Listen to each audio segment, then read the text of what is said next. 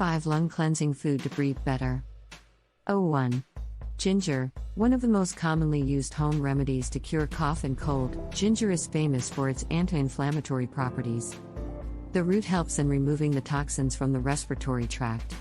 It is rich in vitamins and minerals like magnesium, potassium, beta-carotene and zinc, all of which helps in maintaining lung health.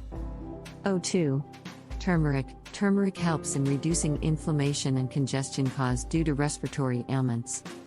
The active compound in turmeric cleanses the lungs naturally. It also helps in building the immunity and detoxifying the body. 3. Honey. Honey is a natural sweetener and is popular for its antibacterial properties that help in reducing respiratory problems. It helps in clearing the air passage and maintaining the health of your lungs. A spoonful of honey in warm water is extremely beneficial for cleansing your lungs.